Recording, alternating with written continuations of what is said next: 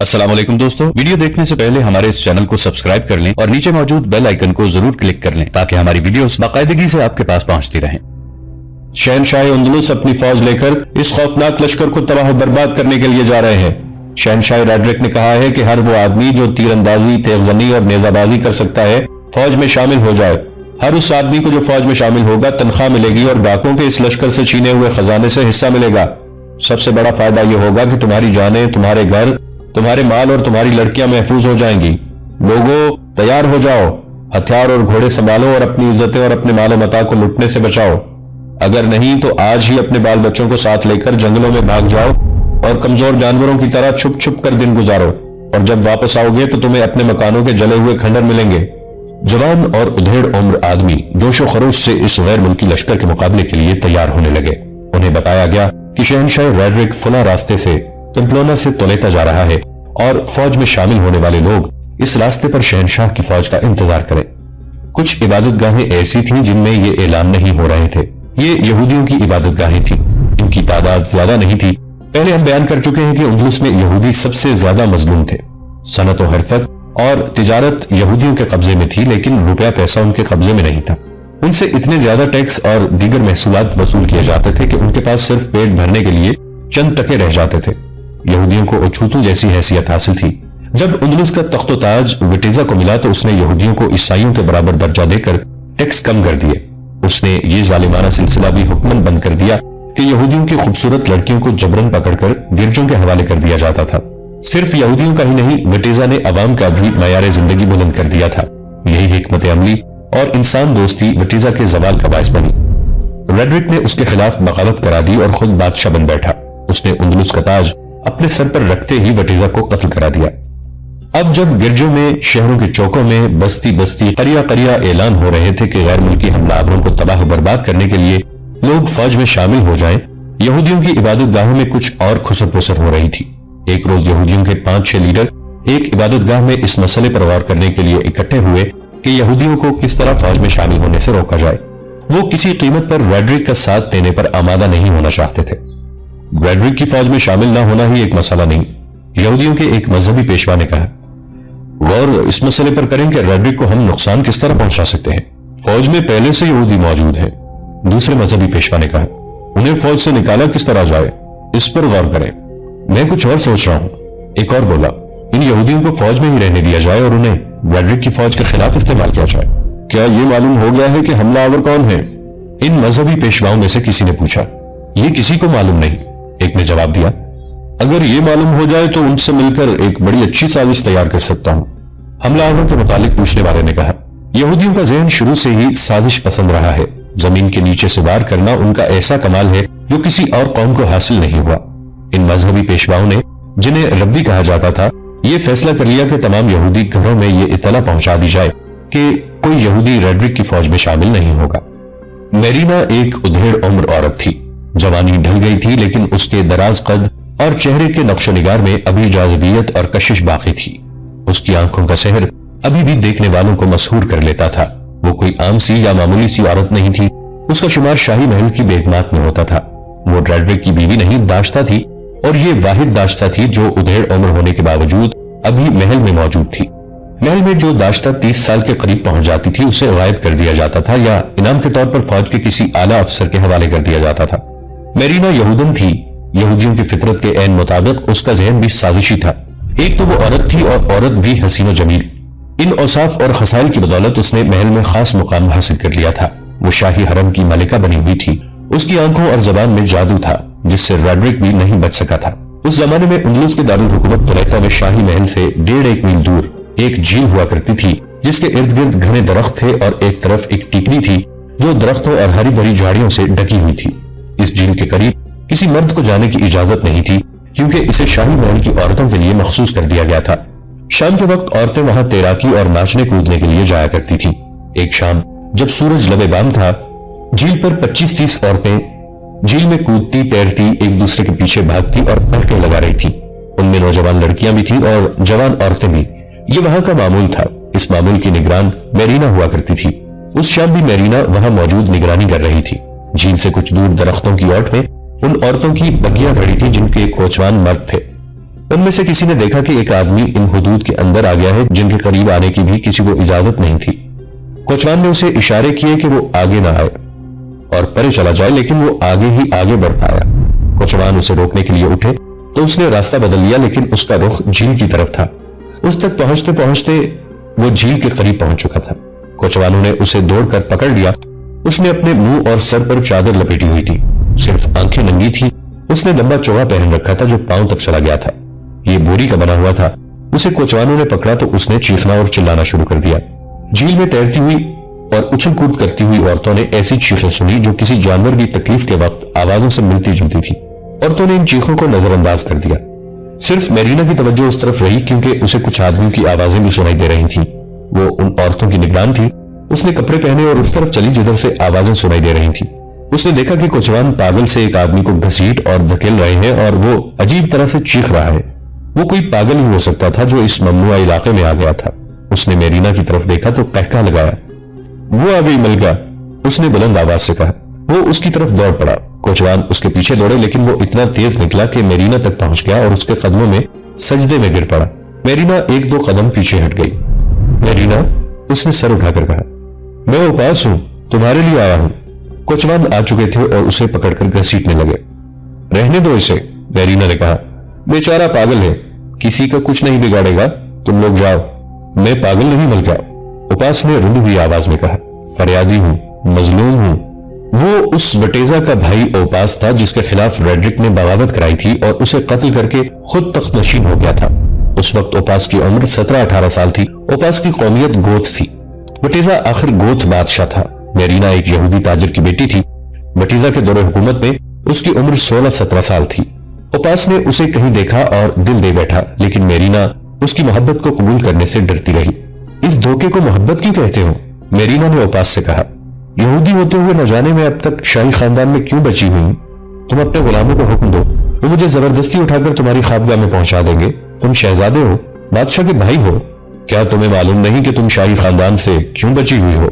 اوپاس نے کہا، کیا تم نہیں جانتی کہ میرے بھائی نے تخت نشین ہوتے ہی حکم جاری کیا تھا کہ یہودیوں کی لڑکیوں کو زبردستی کسی درجے یا شاہی خاندان کے کسی فرد کے حوالے کرنا سنگین جرم ہے، جس کی خلاف ورزی کرنے والے کو عبرتناک سزا دی جائے گی۔ میں تمہیں اسی لیے شاہی محل میں نہیں لے جاؤں گا کہ میں بادشاہ کا بھائی ہوں اور تم رعایا ہو۔ میں تمہیں اس روز محل میں لے جاؤں گا جس روز گرجے میں تمہارے ساتھ شادی کر لوں گا۔ مجھے تم سے محبت ہے میرینا، میں تمہیں محل سے باہر کہیں دور ملا کروں گا۔ میرینا کے دل میں بھی اوپاس کی محبت پیدا ہو گئی تھی۔ اس کے بعد وہ محل سے باہر کہیں ملتے ملاتے رہے۔ ایک روز اوپاس کے بھائی وٹیزا کو ان کی ملاقاتوں کا پتہ چل گیا۔ کیا تمہارے دل سے یہ احساس نکل گیا ہے کہ تم شاہی خاندان کے فرد ہو؟ وٹیزا نے اوپاس سے جواب طلبی کی۔ یہ لڑکی کون ہے جسے تم عام آدمی کی طرح ملتے ملاتے ہو؟ یہودی ہے، اوپاس نے جواب دیا۔ ہمارا تعلق جسمانی نہیں، میں اس سے جب بھی ملتا ہوں تو میں بادشاہ کا بھائی نہیں ہوتا۔ تم صرف اس لڑکی سے ملو گے جس کے ساتھ ہم تمہاری شادی کریں گے، وٹیزا نے کہا، اور تم جانتے ہو وہ لڑکی کون ہے۔ میں اس لڑکی سے نہیں ملوں گا جس کے ساتھ آپ میری شادی کریں گے، اوپاس نے کہا۔ میں اس یہودی لڑکی کے ساتھ شادی کروں گا، پھر تم اس تخت و تاج سے محروم رہو گے، وٹیزا نے کہا۔ تم شاید بھول گئے ہو کہ میرے بعد اس تخت پر تم نے بیٹھنا ہے۔ تمہاری ملکہ گوت خاندان سے ہوگی اور رعایا میں سے نہیں ہوگی، وہ یہودی نہیں ہوگی۔ میں تخت اور تاج سے دستبردار ہو جاؤں گا، اوپاس نے کہا۔ میرینا سے بے وفائی نہیں کروں گا۔ اپنے بڑے بھائی کے ساتھ اوپاس کی تلخ کلامی ہوئی تھی۔ وٹیزا بڑا بھائی تھا اور بادشاہ بھی۔ اس نے اپنی ان دونوں حیثیتوں میں اوپاس کو حکم دیا کہ وہ میرینا سے نہیں مل سکتا، اگر ملے گا تو اسے قید میں ڈال دیا جائے گا۔ اوپاس نے اس دھمکی کی بھی پرواہ نہ کی اور بھائی کو آخری فیصلہ سنا دیا کہ وہ میرینا سے بے وفائی نہیں کرے گا۔ اوپاس کو 2-4 دنوں بعد میرینا نے ایک ملاقات میں بتایا کہ وٹیزا کے ایک ایلچی نے اس کے باپ کو کہا ہے کہ اپنی بیٹی کو شاہی خاندان کے کسی بھی آدمی سے نہ ملنے دے۔ اس حکم میں یہ بھی شامل تھا کہ میرینا کی شادی جلدی کر دی جائے۔ وٹیزا بادشاہ تھا، وہ اس یہودی لڑکی کو غائب کرا سکتا تھا، لیکن وٹیزا رحم دل بادشاہ اور ہر انسان کو اس کے حقوق دینے کا قائل تھا۔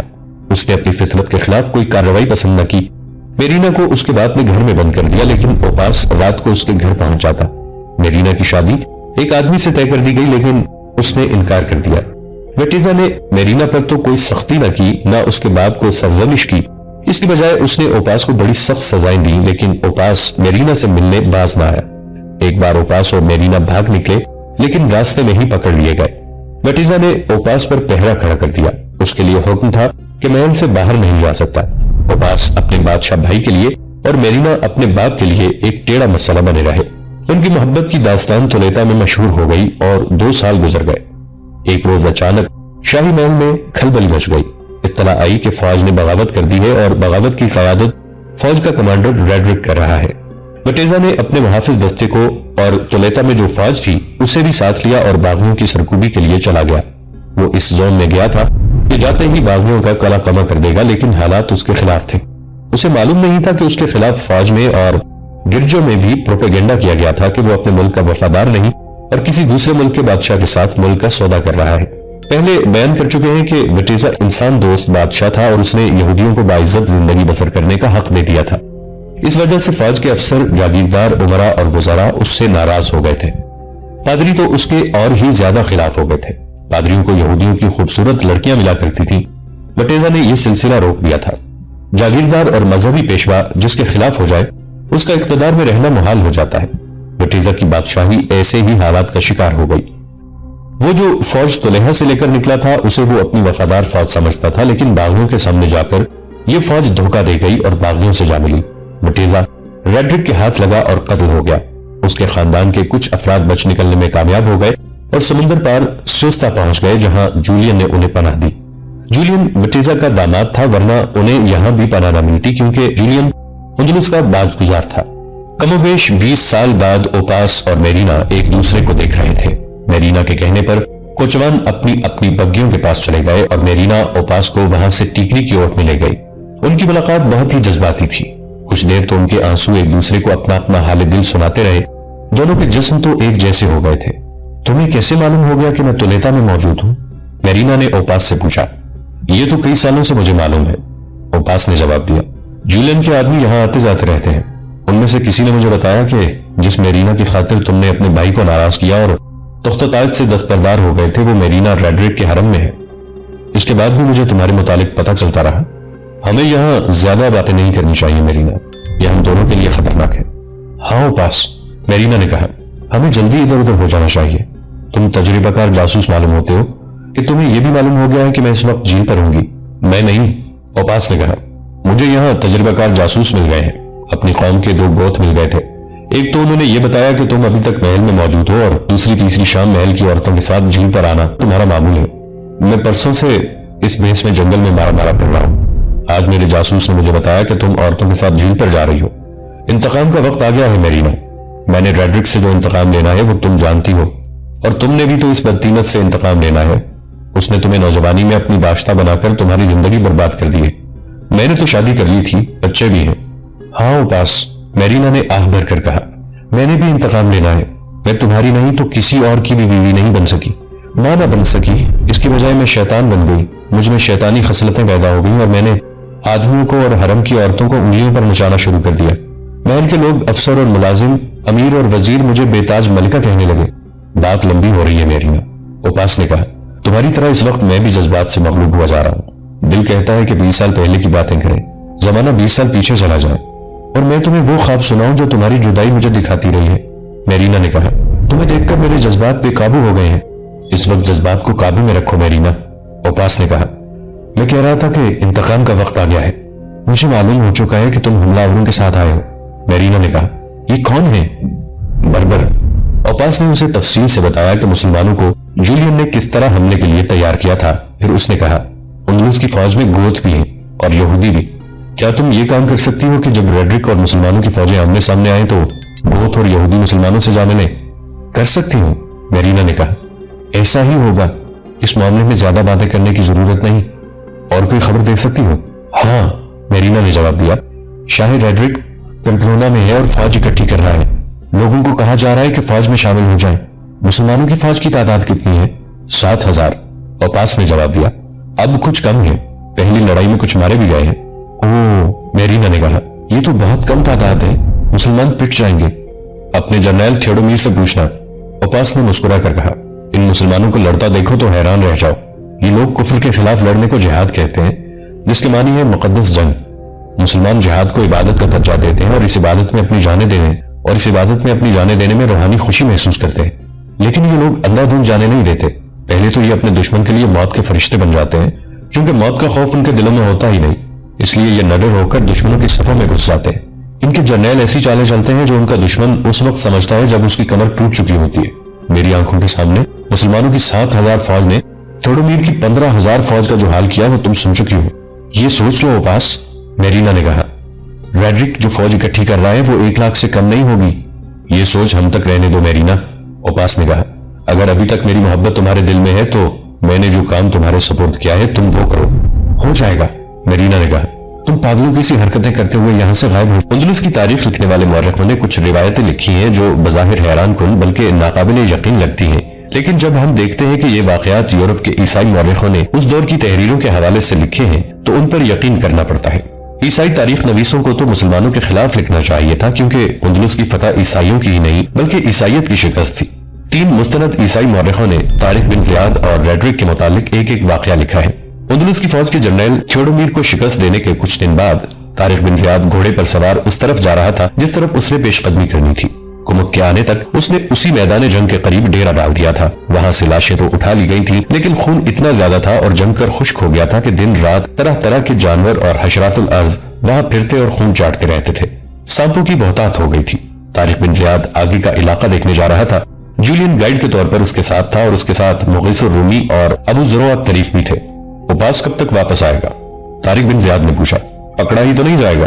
वो ऐसा अनाड़ी तो नहीं, जूलियन ने जवाब दिया। कुछ करके ही आएगा।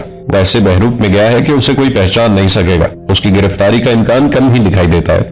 जंगी कैदियों से आपको मालूम हो चुका है कि शाही रेड्रिक तोलेता में नहीं, तमाम उमरा और वज़रा उसके साथ गए होंगे।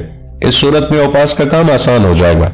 वो बातें करते मल्लाहों और माहीगीरों की बस्ती से आगे निकल गए। तारिक को बताया गया था कि दूर दूर तक कोई कस्बा, कोई शहर नहीं, इसलिए यहाँ फौज भी नहीं। वो और आगे चले गए। इलाका खूबसूरत और सरसब्ज था। कुदरत के इस हसीन खित्ते में छोटी सी एक बस्ती थी जिसके अंदर और बाहर लोग घूम फिर रहे थे। तारिक और उसके साथी बस्ती के करीब पहुंचे तो सब लोग अपने घरों को भाग गए। जूलियन, तारिक बिन ज़ियाद ने कहा, इन्हें शायद मालूम हो गया है कि इनकी फौज को हमने शिकस्त दी है। इन्हें कौन समझाए कि हम उन फाते बादशाहों में से नहीं जो कोई शहर फतह करते हैं तो उनके फौजी घरों में घुसकर लूटमार, कत्ल गारत और लड़कियों को बेआबरू करते हैं। इब्ने ज़ियाद, जूलियन ने कहा, समझाने की क्या जरूरत है? तुम्हारी तरफ से कोई ऐसी हरकत नहीं होगी तो ये खुद ही समझ जाएंगे। वो ये बातें कर ही रहे थे कि एक ज़ईफुल उम्र औरत बस्ती से निकली और तारिक बिन ज़ियाद के रास्ते में खड़ी हो गई। तारिक ने अपना घोड़ा रोक लिया। उसके साथियों के घोड़े भी रुक गए। क्या तुम में इस फौज का कमांडर भी है जिसने हमारी फौज को शिकस्त दी है? बुढ़िया ने पूछा। हाँ बुढ़िया माँ, जूलियन ने तारिक की तरफ इशारा करके बुढ़िया की जुबान में कहा। ये है अंदलुस की फौज को शिकस्त देने वाला फातेह। घोड़े से उतर आओ, बुढ़िया ने तारिक से मरूब हुए बगैर उसे कहा, और अपना सर नंगा करो। मुगीसुर रूमी अंदलुस की जबान समझता था। उसने तारिक बिन ज़ियाद को बताया कि बुढ़िया क्या कह रही है। तारिक घोड़े से उतरा और अपना सर नंगा कर दिया। ओ, बुढ़िया ने तारिक के सर पर हाथ फेर कर कहा, तुम आ गए हो। मेरा खामिद काहिन था जिसकी पेशनगोई की शोहरत दूर दूर तक थी, वो मर गया है। उसने मुझे कई बार कहा कि बाहर से एक कौम आएगी और अंदलुस को फतह करके इस मुल्क पर हुक्मरानी करेगी। उसके कमांडर की निशानियां ये होंगी कि उसके सर और दाढ़ी के बाल सुर्खी माइल होंगे और उसकी पेशानी चौड़ी होगी। तुम वही हो। तुम्हारे बाल सुर्खी माइल है और तुम्हारी पेशानी चौड़ी है। एक निशानी और रह गई है, अपना बायां कंधा नंगा करो। उस पर एक मोटा तिल और तिल के इर्द गिर्द बाल होंगे।